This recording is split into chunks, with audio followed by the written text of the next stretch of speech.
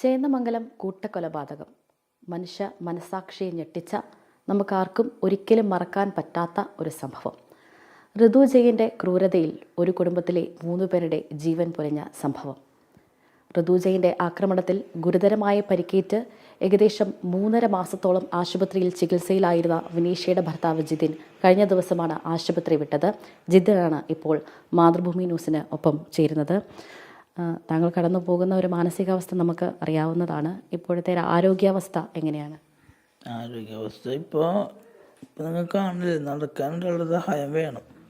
അത് സർജറി കഴിഞ്ഞിട്ട് അതിൻ്റെ ബാലൻസിങ് കറക്റ്റായിട്ട് വന്നിട്ടില്ല.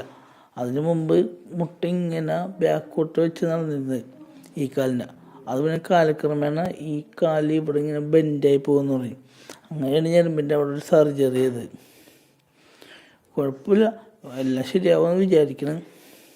ഋതുവിനെ കുറിച്ച് നമ്മൾ കേട്ടതാണ്. മുൻപും അയാളുടെ ഭാഗത്തുനിന്ന് ഒട്ടേറെ പ്രകോപനങ്ങളൊക്കെ ഉണ്ടായിട്ടുണ്ടെന്നുള്ളത് എങ്ങനെയായിരുന്നു പൊതുവേ ഉള്ളൊരു? ഇപ്പോൾ പൊതുവെ സ്വഭാവം എന്ന് വെച്ചാൽ അവിടെ ചോദിച്ചാൽ തന്നെ അറിയാം, ഇവന് എല്ലാവർക്കും പൊതുശല്യമാണ്. പിന്നെ നമ്മ അവിടെ 2 കൊല്ലമായിട്ടുള്ള വീട് വാങ്ങിച്ചത്, അവിടെ ഫ്രണ്ടിൻ്റെ വീട്. ഈ സംഭവത്തിന് മുമ്പ് തന്നെ ഇവൻ രാത്രി ഒരു പ്രകോപനമില്ലാണ്ട് വീടിന് ഗേറ്റ് ചവിട്ടിപ്പൊളിച്ചിട്ടുണ്ട്. അന്നത്തെ ഒരു സംഭവം ഓർത്തെടുക്കാൻ പറ്റുന്നുണ്ടോ, ഋതുവിൻ്റെ ഭാഗത്തുനിന്നുണ്ടായതൊക്കെ? അവൻ്റെ ഭാഗത്തുനിന്ന് വെച്ച് കഴിഞ്ഞാൽ നേരെ വീട്ടിലോട്ട് കയറി വരെ ചെയ്തത് 5:45 6 മണി ടൈമായപ്പോൾ. അപ്പോൾ നേരെ കയറി വന്നിട്ട് ആദ്യം തല്ലിയത് ചിന്നുവിനാണ്, വൈഫിനെ. അവളെ തല്ലാണ്ടാണ് ഞാൻ ചെല്ലണത്. ഞാൻ ചെല്ലണ കണ്ട് അവളെ തല്ലാണ്ടപ്പോൾ അവളെ പിടിച്ചപ്പോഴാണ് എന്നെ അറ്റാക്ക് ചെയ്തത്. തല്ലോട്ടൊക്കെ പൊട്ടി തല്ല ഓപ്പൺ സർജറി കഴിഞ്ഞതാണ്.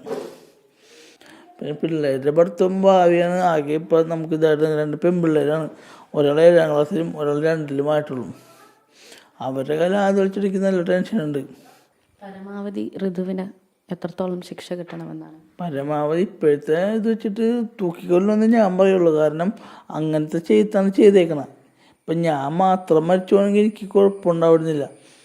ഇപ്പോൾ അച്ഛനമ്മയും ഒന്നറിയാത്തൊരു പെൺകൊച്ചും കൂടിയാണ് മരിച്ചു വെക്കണം. അവർക്ക് 10-30 വയസ്സുള്ള എന്തോരാഗ്രഹങ്ങൾ ബാക്കി വെച്ചിട്ടാണ് പോയേക്കെന്ന് അറിഞ്ഞുകൊണ്ടില്ല. ഇപ്പോൾ ഏതായാലും മക്കളുടെ കാര്യങ്ങൾ നോക്കേണ്ടതുണ്ട്, തുടർന്നുള്ള കാര്യങ്ങൾ നോക്കേണ്ടതുണ്ട്. അതിനായി മുന്നോട്ട് പോകണം. ഒട്ടേറെ പ്രതിസന്ധികൾ ജിതിന് ഇനിയും മറികടക്കാനുണ്ട്. ഉടൻ തന്നെ അദ്ദേഹം പൂർണ്ണ ആരോഗ്യവാനായി തിരിച്ചെത്തട്ടെ എന്ന് തന്നെയാണ് കേരളത്തിലുള്ള ഓരോരുത്തരും ആഗ്രഹിക്കുന്നത്. ക്യാമറമാൻ ബിനു പാമ്പയ്ക്കൊപ്പം സ്നേഹ മോൾ നൈനാൻ, മാതൃഭൂമി ന്യൂസ്, കൊച്ചി.